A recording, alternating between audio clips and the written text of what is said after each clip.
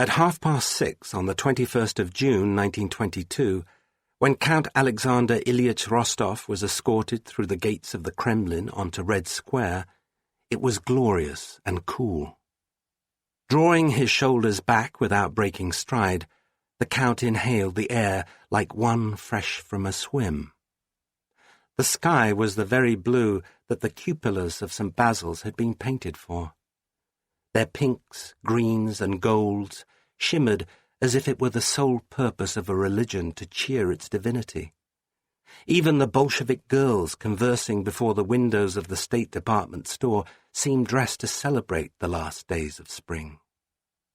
"Hello, my good man," the Count called to Fyodor at the edge of the square. "I see the blackberries have come in early this year." Giving the startled fruit seller no time to reply, the Count walked briskly on, his waxed moustaches spread like the wings of a gull. Passing through Resurrection Gate, he turned his back on the lilacs of the Alexander Gardens and proceeded toward Theatre Square, where the Hotel Metropol stood in all its glory. When he reached the threshold, the Count gave a wink to Pavel, the afternoon doorman, and turned with a hand outstretched to the two soldiers trailing behind him. "Thank you, gentlemen, for delivering me safely. I shall no longer be in need of your assistance." Those strapping lads, both of the soldiers had to look up from under their caps to return the Count's gaze, for like 10 generations of Rostov men, the Count stood an easy 6'3". "On you go," said the more thuggish of the two, his hand on the butt of his rifle. "We're to see you to your rooms." In the lobby, the Count gave a wide wave with which to simultaneously greet the unflappable Arkady, who was manning the front desk, and sweet Valentina, who was dusting a statuette. Though the Count had greeted them in this manner 100 times before, both responded with a wide-eyed stare. It was the sort of reception one might have expected when arriving for a dinner party, having forgotten to don one's pants. Passing the young girl with the penchant for yellow, who was reading a magazine in her favourite lobby chair, the Count came to an abrupt stop before the potted palms in order to address his escort. "The lift or the stairs, gentlemen?" The soldiers looked from one another to the Count and back again, apparently unable to make up their minds. How is a soldier expected to prevail on the field of battle, the Count wondered, if he cannot be decisive about ascending to an upper floor? "The stairs," he determined on their behalf, then vaulted the steps 2 at a time, as had been his habit since the academy. On the 3rd floor, the Count walked down the red-carpeted hallway toward his suite, an interconnected bedroom, bath, dining room, and grand salon with 8-foot windows overlooking the lindens of Theatre Square.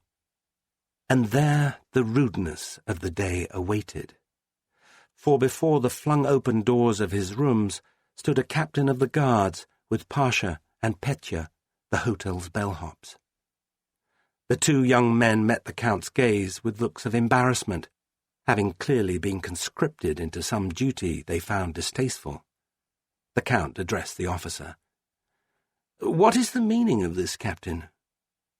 The captain, who seemed mildly surprised by the question, had the good training to maintain the evenness of his effect. "I am here to show you to your quarters." "These are my quarters." Betraying the slightest suggestion of a smile, the captain replied, "No longer, I'm afraid." Leaving Pasha and Petya behind, the captain led the Count and his escort to a utility stair hidden behind an inconspicuous door in the core of the hotel. The ill-lit ascent turned a sharp corner every 5 steps in the manner of a belfry. Up they wound 3 flights to where a door opened on a narrow corridor servicing a bathroom and 6 bedrooms, reminiscent of monastic cells. This attic was originally built to house the butlers and ladies' maids of the Metropol's guests, but when the practice of travelling with servants fell out of fashion, the unused rooms had been claimed by the caprices of casual urgency. thenceforth warehousing scraps of lumber, broken furniture, and other assorted debris. Earlier that day, the room closet to the stairwell had been cleared of all but an iron-cast bed, a three-legged bureau, and a decade of dust. In the corner near the door was a small closet, rather like a telephone box, that had been dropped in the room as an afterthought. Reflecting the pitch of the roof, the ceiling sloped at a gradual incline as it moved away from the door, such that at the room's outer wall the only place where the Count could stand to his full height was where a dormer accommodated a window the size of a chessboard. As the two guards looked on smugly from the hall, the good captain explained that he had summoned the bellhops to help the Count move what few belongings his new quarters would accommodate. And the rest becomes the property of the people. So this is their game, thought the Count. Very well.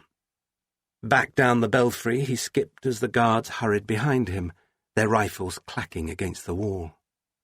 On the third floor he marched along the hallway and into his suite, where the two bellhops looked up with woeful expressions. "It's all right, fellows," the Count assured, and then began pointing.